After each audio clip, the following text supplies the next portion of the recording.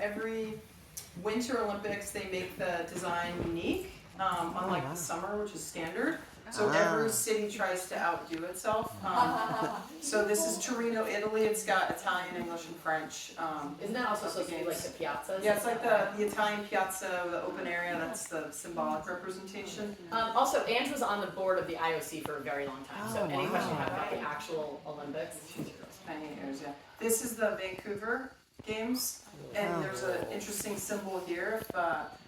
They had this beautiful mural they created, and so if you put all the metals together, it essentially creates this mural, and it's some native art that they that again you can find where the metal plugs in there, and then this is the interesting thing about the Salt Lake silver is it's actually worth more than this because it's solid silver. The gold is only plated. All the golds are worth significantly less than the silvers. And I think, and correct me if I'm wrong, melt them down. the home country gets to decide what percentage, like depending on their economy at the time, what percentage of the metal is actually in it. So the silver from Salt Lake, you can see it's not perfectly round. It's supposed to be like the river rocks of Utah. I always love asking this question of people, and I don't know if do you have an opinion about which is the front? That's the front. So that's what I've always thought. It's the 19th games, so the Roman numerals don't tell you XIX. So many people think this is the front.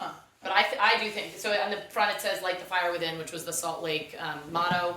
And this was the first time that they differentiated between men's and women. So this says women's ice hockey. Whereas our Nagano... That's Nike that got us a victory. And is that's on both, but the front, that's Nike that got us a victory. Is that on everybody's medal? I think so. Men's and women's, just curious if the back is the same. See, you don't know everything. Nagano is the first time that they allowed a non-metal in it. So this is black obsidian, and it's got the rising sun of Japan. And it's the first time they allowed color in the metal. So the Nagano flower is actually a beautiful Japanese symbol, and each of the petals is a different silhouette of a different sport.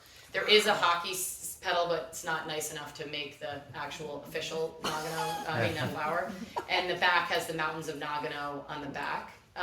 And there's a little, pretty big ding right there. By the way, I didn't know that, but this is the first time I put men's and women's. My brother had this on after he won. He's running around with the medal on. He's like, oh yeah, I won it in snowboarding. Some girl flips it around. She's like, women's ice hockey.